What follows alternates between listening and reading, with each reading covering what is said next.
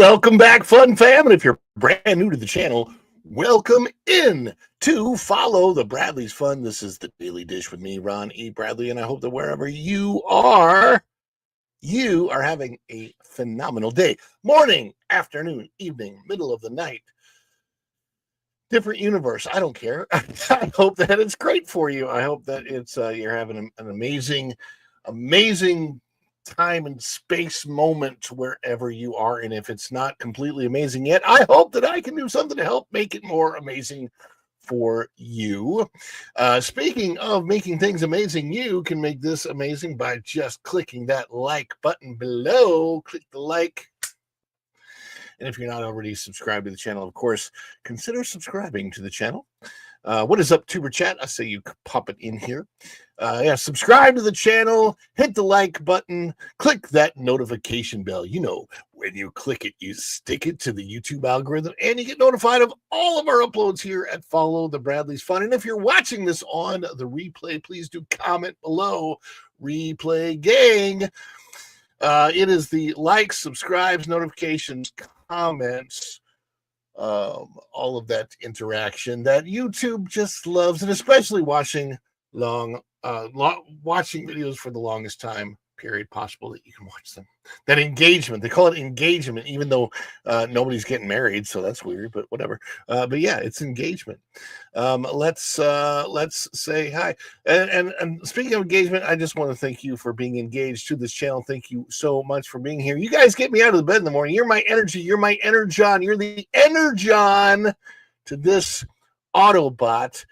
You guys give me the energon to transform and roll out of bed in the morning to be here with you. A toast, Autobots. Boy, these are good. I needed to refuel. Energy.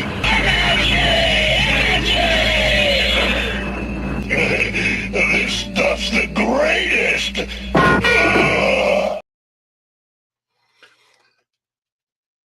Can I see? I don't know if I can see. Look at all these comments coming in today. We got lots of comments, lots of people coming through the door, lots of people I got to say hello to. Hello on my very long day. Tuesday is my long day. It looks like it's going to be a nasty day outside. I can't tell what the weather is predicted to be, but it doesn't look all that pleasant. Looking around outside. By the way, who has their cups? Who has their coffee? Who has their morning beverage to get ready? Cheers. Let's all toast our morning beverage. Yummy, yummy, yummy in my tummy. How many people saw before this my wife's, she's somewhere in the chat, my beautiful wife, Virginia Bradley, debut premiere of her Easter egg vlog? And my Easter eggs meaning the literal kind. Not the figurative kind of Easter eggs, but actual Easter eggs that are on display right now at the Grand Floridian. Not the figurative kind. Checking my sound. My sound is okay. Speaking of sound, speaking of Easter eggs, got Flower and Garden right here. Again, it's really weird to try and show things on a green when there's a green screen and you have lots of green in your things that you're using. So Flower and Garden. The International Flower and Garden Festival book is very, very green. And so you can see through it creates a weird optical illusion there. But yes, that is going on right now at Epcot. Hopefully we can get there this week because I'm not blocked out and I would like to very much get there this week. Obviously, my Tuesdays are not the day to do that because I am busy as a bee on Tuesdays. So anyhow, let's say hi to everybody that is coming through the door. We've got that service dog says, good morning, beautiful people. Good morning, good morning, good morning. And Snortopoopas Q Burr, Snortopoopas, I love it to see you in the house. Hello, humans and other critters, and hello to me. Followed Bradley's Fun. That's me. And I said, click like on your way in. Fabric Studio is here from across the pond. Mr. Wayne, love his videos. His relaxation videos are great. So check out the Fairbrick Studio channel. Tom F is here. one of our great mods. Thank you for coming in, Tom F., to mod for us today. Native Hawaiian, aloha and good morning. Another mod, Equus Heart, is here. Always good to see you in the chat. Of course, we have the greatest audience on YouTube. That's all of you that makes all of what I do here and on the Pro Show and everywhere else possible. We've got Jeremy Heath coming in, another mod, wrenching for us. And, of course, my beautiful wife also is a wrench. I think on both of her channels. She's got her Virginia Bradley Adventures channel as well as Virginia Bradley Magical Adventures. Thank you so much. Andy W. Good morning, Andy W. Good to see you. Listen to me going, that's for my scream on Las Vegas. Let's see. So she said good morning, and everyone said Tuber Chat's here. Mr. Kevin from Tuber Chat. Guys, if you want to grow your channel, you've got to connect with Tuber Chat. Literally, look at the name. Look at the name of the channel, Tuber Chat. Connect and grow. That's what it's all about. Great way to very organically grow your channel with other creators that are starting out, or even have been, here for a little while.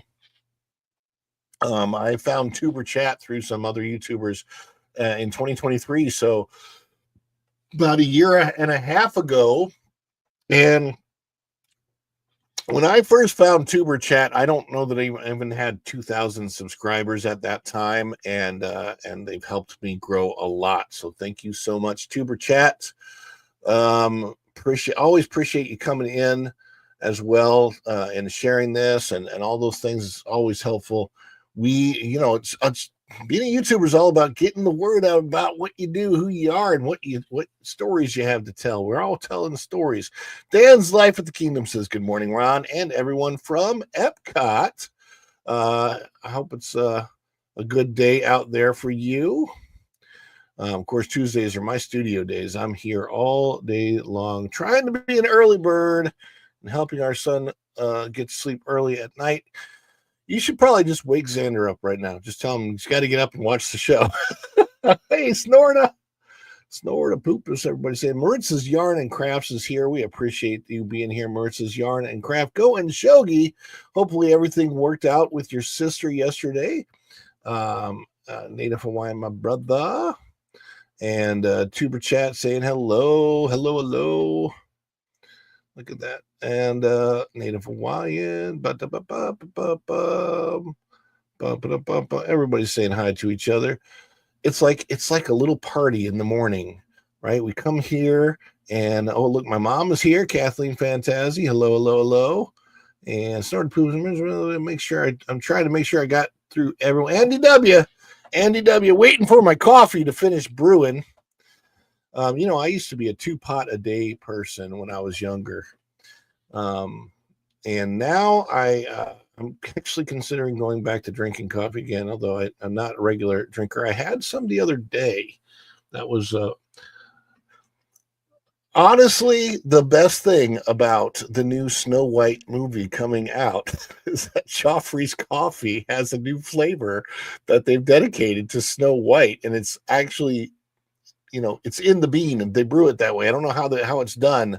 4 pots for me. Tom F says 4 pots for me. But yeah, it was actually pretty tasty. So if you're at Disney and you see Joffrey's, the one thing that you can say that's good about Snow White is the new coffee flavor. Go get the coffee. It actually was, I don't normally like any coffee at all, and that actually tasted decent to me. So yes, indeed. And 4 pots for you, and our goal is 5 supers for us. Yes, we have a goal on this channel. And I'm going to share my screen here. We're going to share it out. And that goal has to do with, basically keeping our heads above water so that we can be here for you. This is funny. The Zegler roast, it's extra bitter, but super weak. I love that. That's funny. It's more like the Gal Gadot roast because it's a little bit of that poison apple flavor, but it's headed for a markdown. I know. Maybe all they have to do is take the flavor, which is actually good, and just rebrand it afterwards. and it will be fine. Rebrand it to the original Snow White. You're good to go. I just finished watching the original Snow White.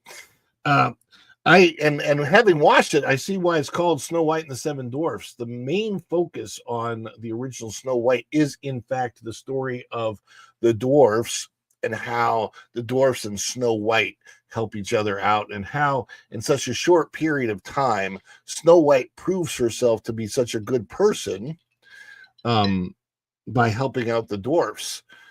And the witch, the evil queen, it's her vanity and her trying to stop Snow White that actually does her in. It just makes so much more sense.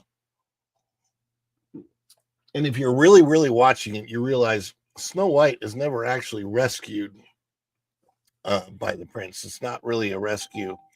It's basically it tells the story of how, when you're thinking of how you're going to get to a goal, you may not get to that goal the way that you think it's going to happen.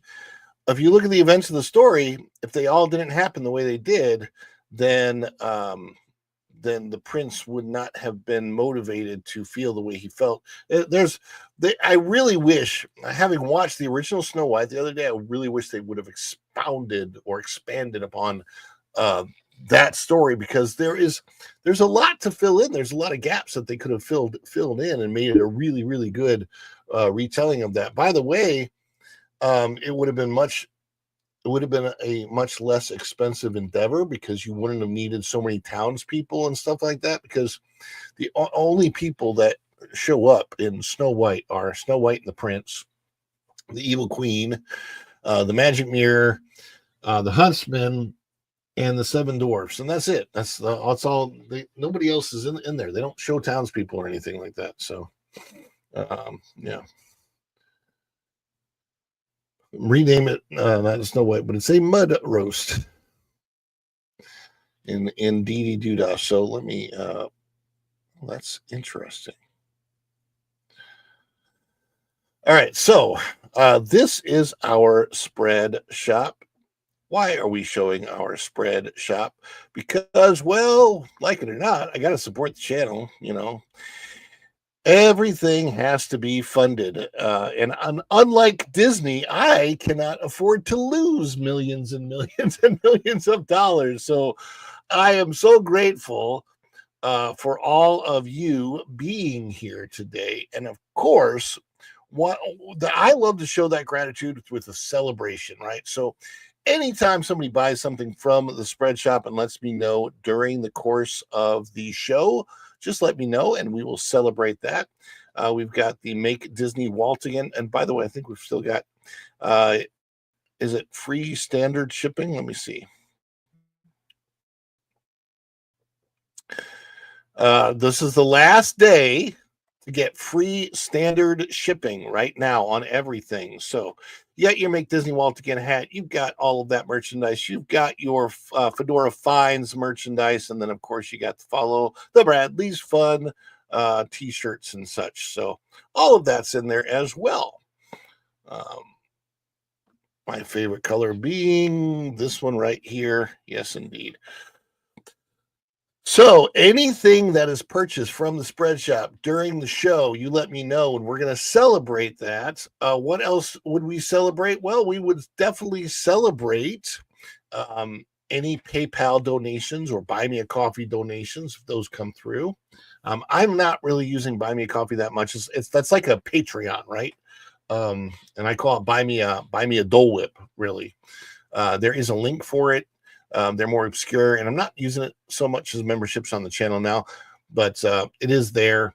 PayPal works also, as well as, of course, Super Chats. Now, Super Chats, we actually have a goal of five Super Chats on the show. Thanks for sharing that out, Go and Shogi. I see that right now. I'm going to put that there. But yes, if we reach 5 Super Chats today, I will then be on the Pro Show later. So secretly, I'll be on the Pro Show. Don't say it. Anyway. But yes, so super chats, super things, super stickers. Anybody has a membership milestone chat, or becomes a member of the channel during the show, or if any of those gifted memberships are dropped. Now, as far as gifted memberships, you get to use custom emojis, and let's see where we're at with memberships right now. Oh, whoops, I'm on the wrong. So I got to switch the account to me and go into memberships.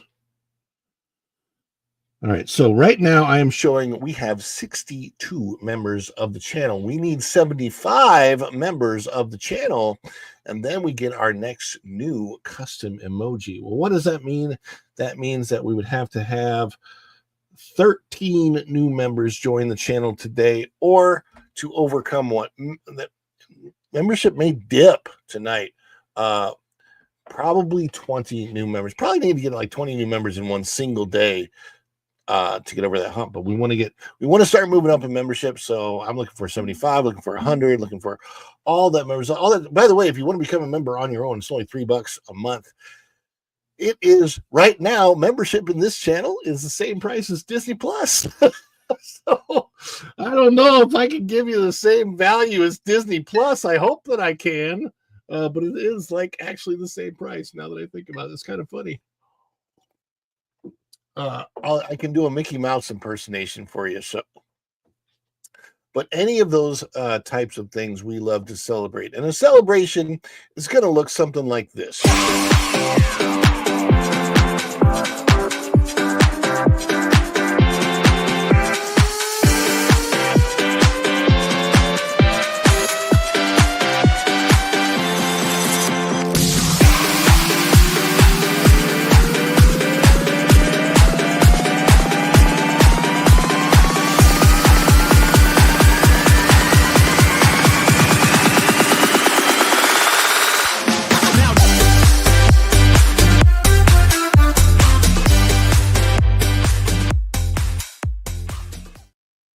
And Go and Shogi dropped 5 memberships to the channel. So congratulations to T Snow, Gray Rose Adventures, Mark Mall. I love Fulton so much, he's the best. And Nasir Morales, 2 all gifted memberships to the channel. And let's see. And then also Tom F has been a member for 7 months. Thank you so much, Tom F, for your dedicated membership to the channel.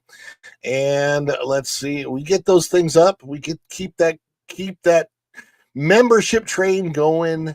And we are going to get a lot more custom emojis along the way. I'm looking for like a weird custom emoji. I don't know, whatever. I mean, you know, we got to keep it relevant.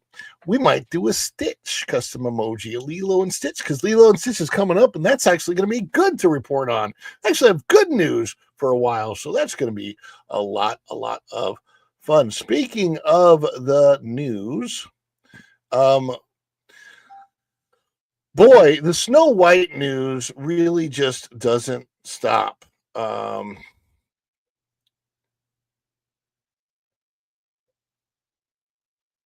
This is really funny. So I'm going to share a couple different stories, and I'm going to try to make them.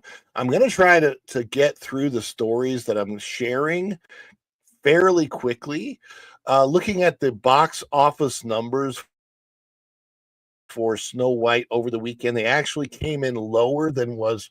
So there were initial projections for Snow White that were like 67 to $88 million for the opening weekend domestically. I'm talking about domestically. Then those projections got lowered to somewhere between 48 to 58 million, with an average of about 55 million. Then it actually came in 5 million below those projections, where on Sunday it looked like it was going to be about $43 million domestically. And then the actual numbers came out yesterday at 42, I believe it was like 42.2 million. So it's like Snow White is just tanking all the way around. And the thing is, it also has, and by the way, those numbers, while they seem big, and why do we say it's tanking? Well, when you have nearly a $300 million production cost, and then you have a spend on marketing of $100 to $150 million, that you're looking at four to $500 million cost for the film.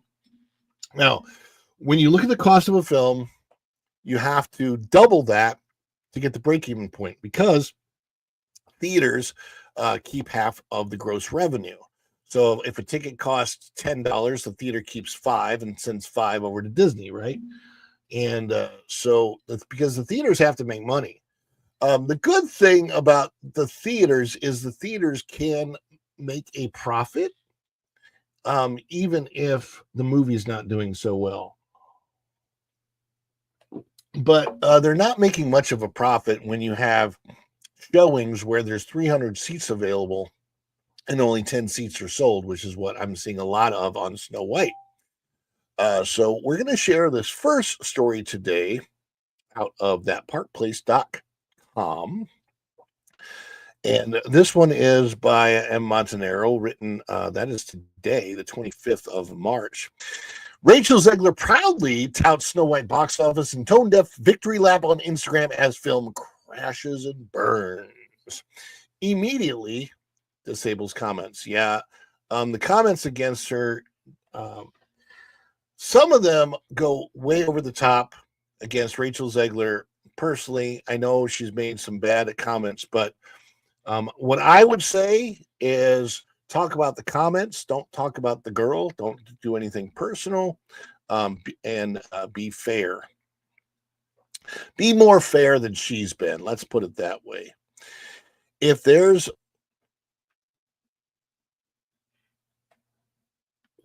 Sorry, I heard some very strange creaking.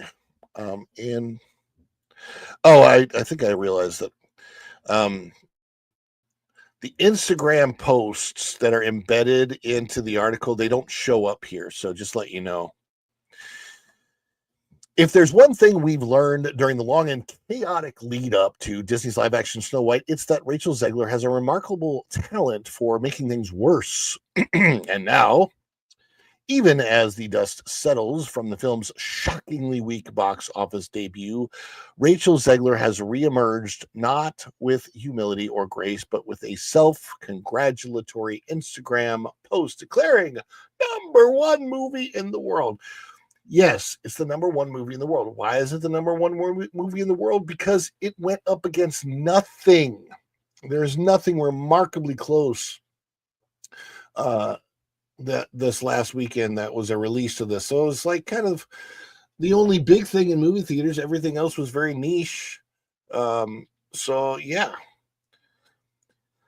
That's right. After Snow White face planted in the theaters with a dismal $42.2 million domestic opening and $85.3 million worldwide, Zegler posted a photo of her popping out of what appears to be her trailer, striking a pose, and proudly proclaimed herself Queen of the Weekend. Comments?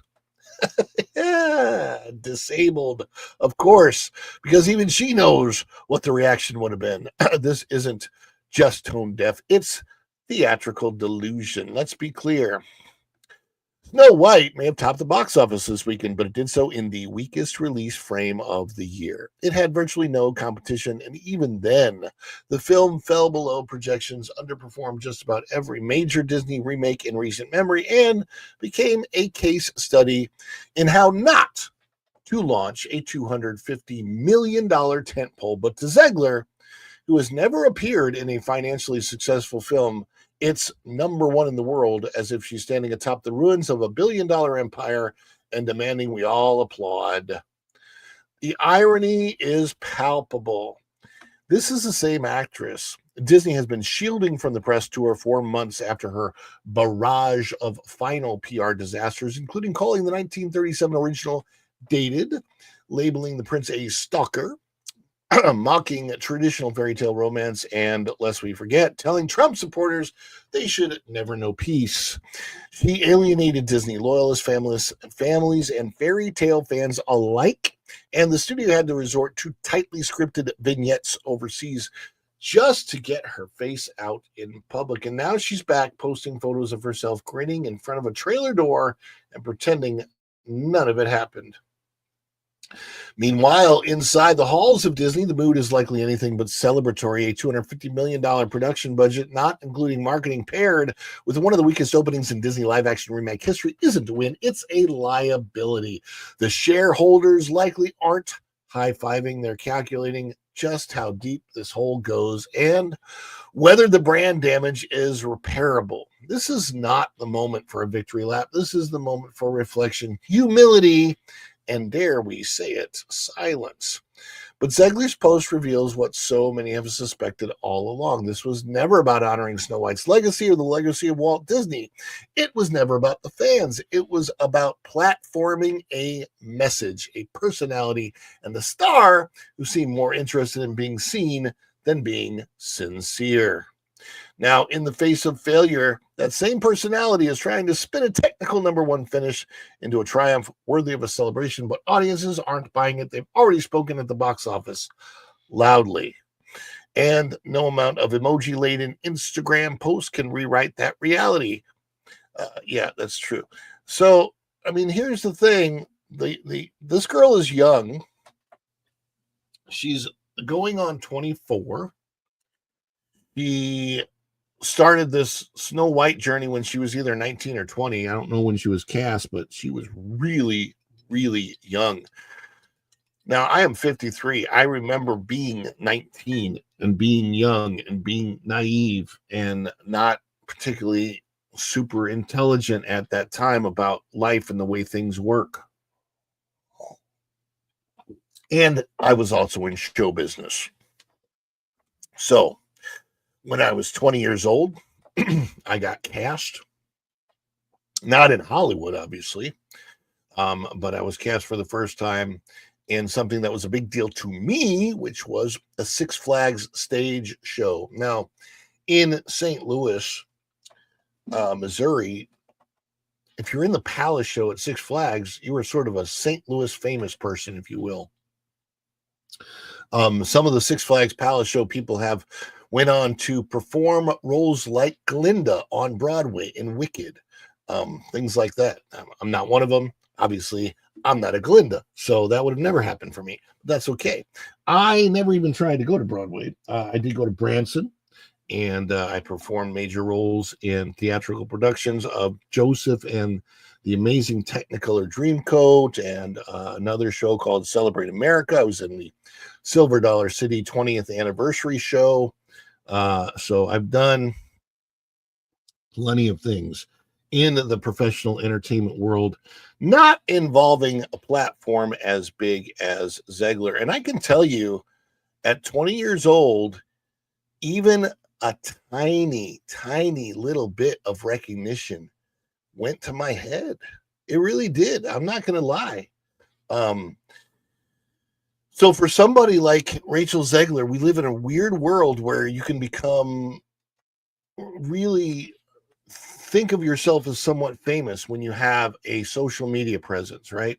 So especially a young person. Now think of the world we live in today, where a person, when she's 15 years old, can get on YouTube and get incredible recognition on YouTube for her singing, that she thinks maybe thousands or tens of thousands or 30 or 50,000, like to a kid, God, your head's got to explode when you get that kind of a recognition. So then you think, oh my gosh, I'm really this great thing.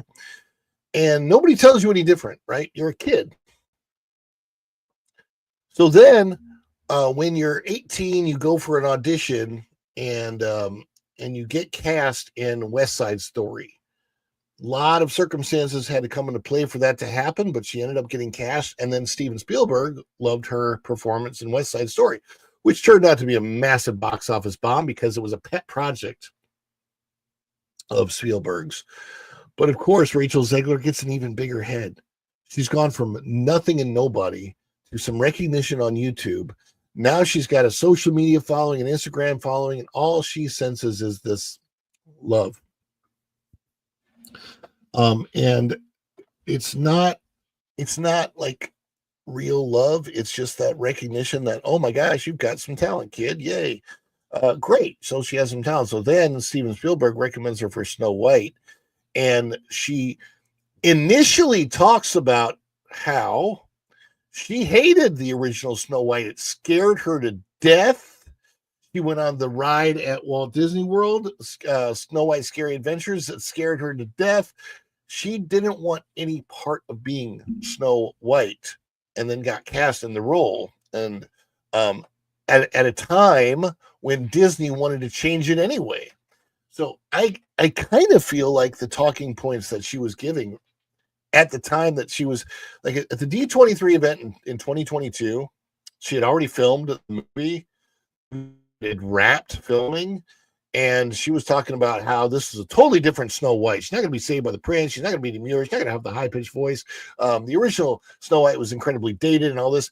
And I have a feeling that all those talking points were not her own. I feel like I've thought about it more and more and more and realized that Disney thought they were going in the right direction by having her speak out that way, because they're at the time in 2021 and 2022 when the film was being produced, you had the Biden administration in fully going on, and the people Disney didn't realize that their ideology was in the vast minority ideology rather than the supermajority. And they thought they had a supermajority ideology.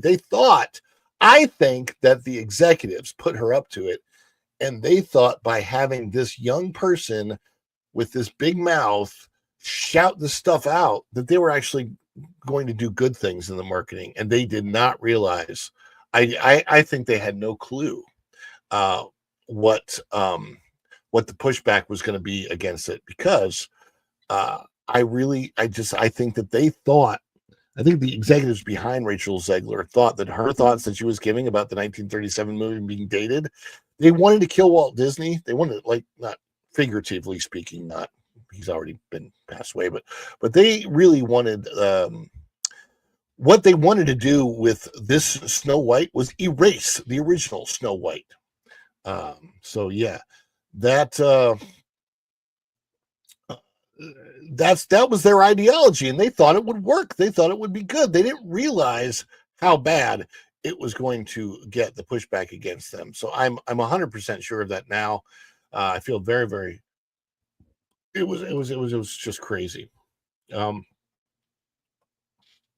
Chris Hart says Orlando Bloom was a lot more humble than Zegler, and he was in not one but two huge franchises straight out of acting school. She didn't go to acting school. She went to a cattle call for West Side Story, and she just got lucky enough to be cast. Who knows all the circumstances that surrounded her casting, but yeah. Let's see. I'm trying to see who else is here. Linda F. came in, always running her mouth. Dylan Soup came in. Echo's Heart. Priceless piece of art sticks in my throat. Oh yeah, I mean, she's done the things that she's done and said and never apologized for. I honestly think that her Hollywood acting career is done. I don't think she's got a Hollywood acting career. I think it's done for right now. I think that in order to come back to Hollywood, this girl has to leave Hollywood, grow up, come back when she's 29 or 30 or 31. Say, you know what? I was very young and naive and foolish, and then apologize for literally every bad thing that she ever said. I don't think she's going to do it, and there's a reason why I think that. But if she did that and apologized for all this stuff, then she might be able to have a career in Hollywood years from now. But who knows what direction Hollywood is going. I mean, after all, she may never have a career again because that's Hollywood, baby. That's what she said. Anyhow. And the box office, of course, was not particularly kind to her this weekend, as we know.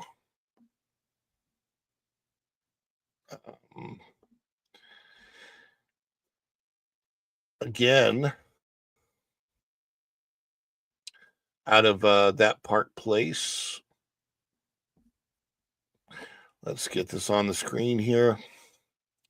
Snow White opening box office final numbers revealed, and it's even worse than was expected by Mr. Montanero out of thatparkplace.com. Just when it seemed like Disney's Snow White couldn't sink any lower, the final opening weekend box office numbers are in, and they somehow are even worse than early projections suggested. Heading into the weekend, the narrative around Snow White was already dire. Analysts predicted a soft opening somewhere in the range of $45 million domestically. As of Sunday, the weekend box office was projected at $43 million, which is lower. Even those modest expectations reflected serious trouble, making it one of the weakest debuts of any of Disney's live-action remakes. But now the final box office tallies show that Snow White didn't even clear that already dismal bar. The official domestic opening figure, $42.2 million. That's right. That's right. Worse than even the conservative estimates that had media outlets scrambling to justify Disney's latest misfire. Global numbers came in at approximately $85.3 million, far below the $100 million global benchmark that was initially floated. To put it bluntly, it's a bloodbath. How bad is the Snow White opening weekend box office? Let's recap. The film had a production budget reported at $250 to $270 million before marketing costs. It pulled in a domestic opening of $42.2 million for any Disney live action remake. The global total came in at $85.3 million worldwide after a dismal overseas rollout. That puts Snow White behind even team's Dumbo, which opened $45 million domestically and was widely considered a financial disappointment. By the way, that number adjusted for inflation would be $53 million today. This came in more than $10 million under that. And just for a little extra sting, remember the Marvels, another box office failure, heavily scrutinized by the press, managed a $46 million domestic opening. That means Snow White underperformed even relative to that notoriously troubled release, despite having one of the most recognizable Disney brands in its corner. Media spin can't save this one. Legacy media outlets like Deadline and Variety initially tried to spin the situation. Articles mentioned how Snow White was the fairest of them all on box office charts that weekend, or attempted to compare the film's opening to Mufasa the Lion King, hinting maybe long legs could save it. But with these revised numbers now public, the spin machine is running out of steam. No amount of cinema scores or comparisons to other underperformers can hide the reality. Audiences simply didn't show up, and no holiday corridor, a lack of family competition, is likely to turn the tide. A symptom of larger issues. Yes, it's also worth noting that this just isn't about one bad weekend. Disney poured hundreds of millions of dollars into this film, banking on brand nostalgia, modern reimagining, and their usual live-action formula to carry the day. Instead, they've been met with universal rejection from both sides of the political aisle. Even Deadline's own data shows that Snow White performed evenly across red and blue states, eliminating the notion that the backlash was exclusively political. At the core, it's about audiences rejecting Disney's creative choices, coupled with months of bad press, thanks to Rachel Zegler's repeated PR disasters, expensive reshoots, marketing strategy that seemed more focused on damage control than building excitement. If Disney thought they could soften the blow with clever spin or optimistic projections, this finally proves otherwise. What was already bad is now undeniably worse. Snow White has officially joined the ranks of Disney's most costly opening box office disasters, and no amount of magic mirrors or media narratives can hide it. Wow, it's just dismal, it's bad, and it is getting worse. My goodness. Going Shogi says, where's the Home on the Range live action remake? Do it, Disney. Don't be cowards. That's right. If you're going to go somewhere, you got to go somewhere. Well, the thing is, it just seems more and more and more like all Disney is doing lately is focusing on its failures. Have you noticed that Moana 2 is getting attention Inside Out 2 not getting nearly as much attention, and there were three very big successes that Disney had last year at the box office. Deadpool and Wolverine, big one. I don't see a huge amount of attention trying to go to that. Inside Out 2 and Moana 2, none of which had any type of what we'd call woke themes in them. They were all pretty straightforward, good stories. Moana 2 is, the music's not as good as Moana 1, but it's the, decent enough to watch, fun. I just it's just unfortunate, right?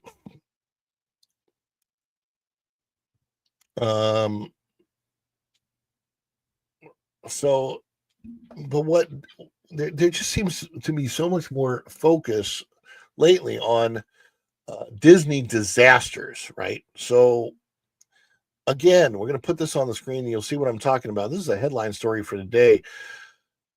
New documentary raises thousands to memorialize Disney's Galactic Star Cruiser, the Star Wars Hotel disaster. Yeah, my affinity with Disney and Walt Disney World, I look at Hollywood Studios and everything that Hollywood Studios has destroyed in order to make Toy Story Land and in order to make Galaxy's Edge.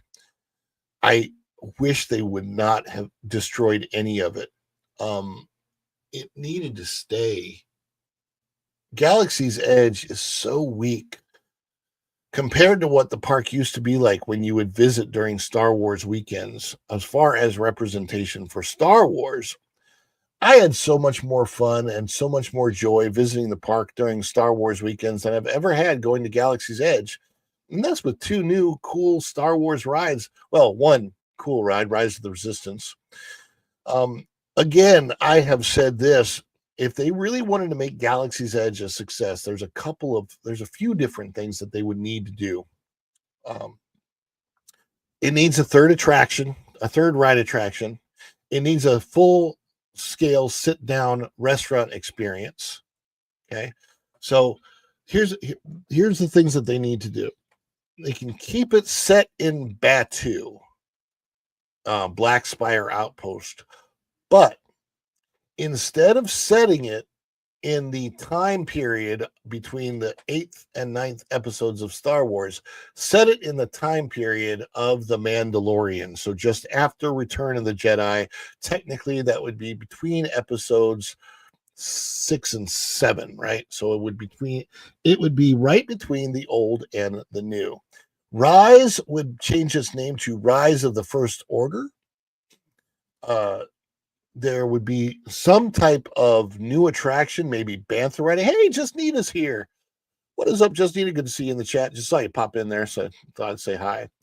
But there's so many good. So, and then they need to hire. Honestly, there should be no less than 20 different actors and actresses walking around Batuu as aliens. Being able to go into Oga's Cantina. There should always be 3 or 4 very big, alien species types in Oga's Cantina. Because when you can't, the whole point of the cantina is that's where the weirdest types hang out, right? So you go into Oga's Cantina and every single person in there is human. It doesn't feel very Star Wars at all.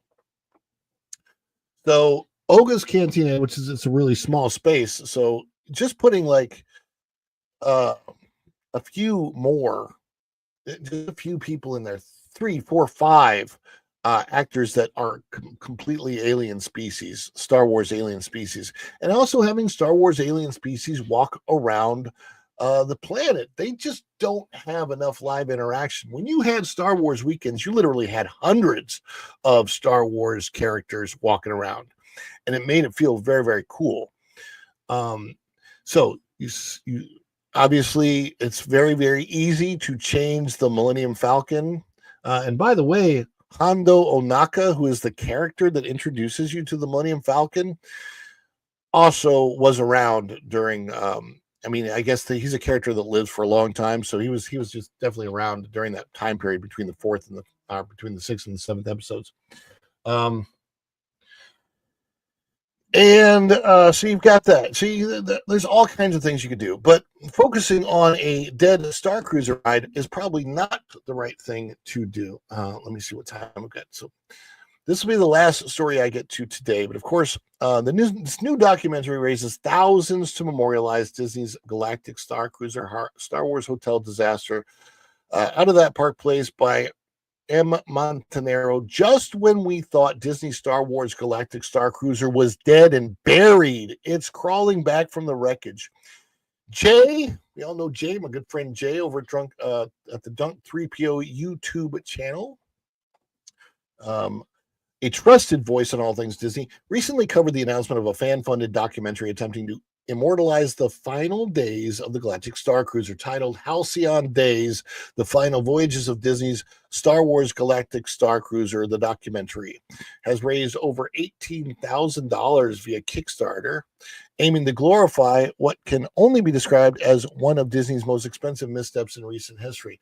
Now, just to relate this, 18,000 may sound like a good amount of money to raise for a documentary on Kickstarter. $18,000 was only enough for 1 or 2 stays at the Galactic Star Cruiser for a family of 4. Possible. And I say 1 or 2 because it was $6,000 a night, except that was like a base cost and it went up. So if you would have gotten a bigger space, you could actually have paid $18,000 for a single 2-night trip on the Halcyon. That is true. Jay doesn't mince words in his video of the documentary's trailer. Many of the diehard superfans featured in the teaser trailer weren't even hardcore Star Wars fans. Instead, they became fixated on the Star Cruiser as a 2-day escape from reality, paying thousands of dollars over and over again to roleplay a fantasy character and escape the world around them. And while there's nothing wrong with adults finding hobbies or avenues to unwind, Jay questions why this very narrow, costly form of escapism needs to be celebrated, especially when it failed so spectacularly. The bigger question is simple. If the Galactic Star Cruiser was such a magical, life-changing experience, why did Disney shutter it after just barely over a year? The Star Cruiser's collapse, a case study in misreading the audience. Let's cut through the marketing hype and dive into why the Star Cruiser was doomed. Outrageous price point, $4,800 to $6,000 for a 2-night stay. By the way, it could be, like I said, it could be much more than that. We're looking at, and that is based on number of people. Like 4,800 was for 2, 6,000 was for 4, and the 6,000 was a base price point. So that was actually much more than that to stay for 2 nights. The Star Cruiser was priced like a luxury cruise or a 5-star resort, but delivered far less. There was no pool, no spa, tiny windowless cabins, a rigid scripted itinerary. For many, it felt like paying thousands to participate in a forced LARP session rather than enjoying a relaxing vacation. LARP, by the way, stands for live action role playing, for those that didn't know. Niche within a niche. Disney aimed this at wealthy, cosplay-committed Star Wars fans, but that's a microscopic demographic. The average family visiting Disney World simply wasn't going to shell out $5,000 for an awkward, confined role-play exercise, especially when better options existed elsewhere in the parks.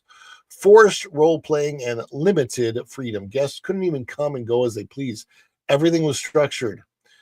Star Cruiser dominated 2 entire days of a Disney vacation. That's time that could be spent exploring the 4 theme parks and countless restaurants. Want to casually explore Hollywood studios? Too bad, you're locked into the Star Cruiser storyline. For introverts, families, or casual Star Wars fans, this setup felt like homework, not a vacation. 4, zero replay value. Once you've done the storylines, no reason to return. You've seen it, you've liked it, you paid thousands for it. Unlike Disney traditional parks, which offers fresh experiences year after year, the Star Cruiser had a short shelf life by design. Dismal amenities. Simply put, it lacked value. Guests compared the stay to a cheap cruise minus the ocean. Basic accommodations, screens instead of windows, and minimal luxury features meant customers felt ripped off, and the word spread fast. Disney's ongoing brand issues. Let's not forget Disney's recent run of alienating fans, raising prices, and delivering subpar content.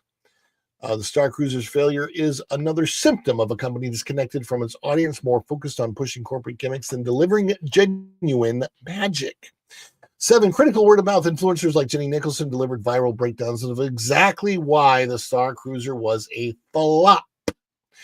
Jay even recommends her deep dive video praising its brutal honesty. Disney should have taken notes. And if you are interested in the Jenny Nicholson video and you haven't seen it, I would say just easy to search it, check it out. It's got millions and millions of views.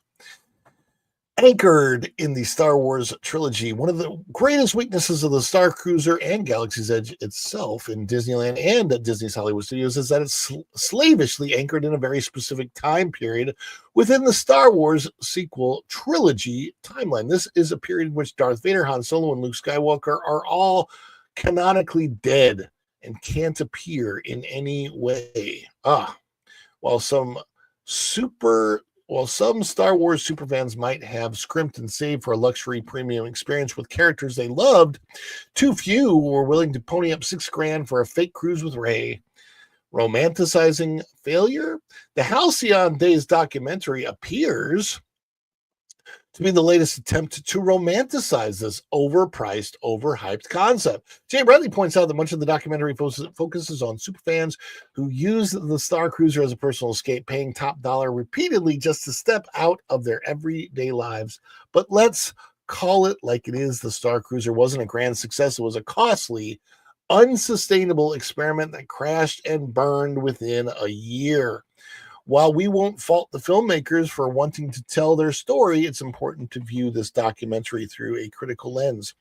Glorifying the Star Cruiser doesn't erase the fact that Disney misjudged its audience, overcharged loyal fans, and delivered an experience that couldn't survive in the real world. There you go. I mean, it's true. If you're watching this on the replay, I'd love to have leave your thoughts down below, please. I can check the chat, checking the chat for everybody to see feedback like this from the chat. Native Hawaiian, all this documentary is somehow trying to make the money that they blew on going there back. Probably, think about it. If they've raised $18,000 and they don't make the documentary, well, they paid for their trip, at least one, maybe two. There's Jesus. I see Jesus over there checking us out. And Just Need, of course. Go hi-ho! Anyhow, we've got to run because this is Tuesday. And Tuesdays, as you know, it's the busy day. This show streams right into a 15-minute version of Culture Casino and his 6-minute rundown of the news, the 6-minute daily. That will be followed by That Park Place Morning Magic at 11 o'clock, followed by the WDW Pro show at noon. And then at 3 o'clock will be the T3PO live stream. I think they didn't have it last week. Should be back on today. Not 100% sure, but I believe so. I do want to thank everybody for being here today. Thank you so much for the gifted memberships. 5 gifted memberships from Go and Shogi Tom F.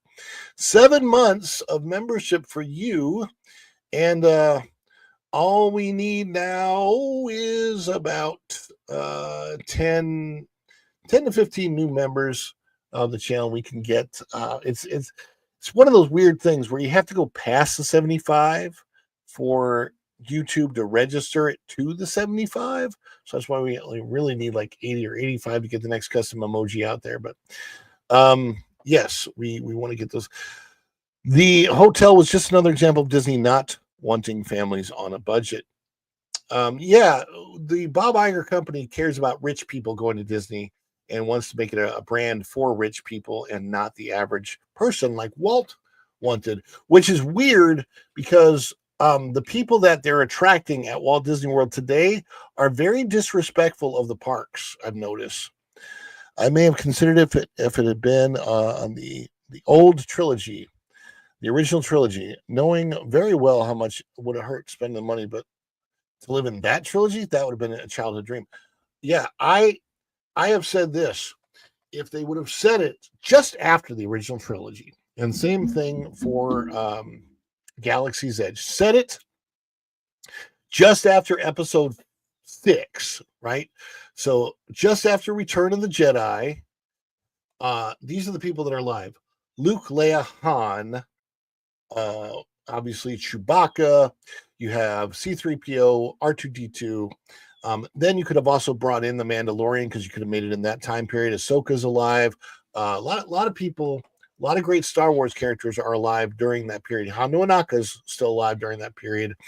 And while Darth Vader technically wasn't alive post-Jedi, that doesn't mean that you couldn't have had imposters. Maybe you could have easily had a Darth Vader walking around, because that could have been an imposter, because at that point in time, the Empire could have been trying to make the New Republic believe Darth Vader was still alive. Easy to do. So, and Go and Shogi, of course, says those billion-dollar box office bombs don't pay for themselves. Iger is a theme park vampire draining them dry. He knows not, the guy is a weatherman. What the heck does he know about theme parks? Anyhow, I do want to celebrate all of you. Thank you, Go and Shogi, for the 5 gifted memberships. Thank you, Tom, for being a member for 7 months. We are going to celebrate right now with the Culture Bear.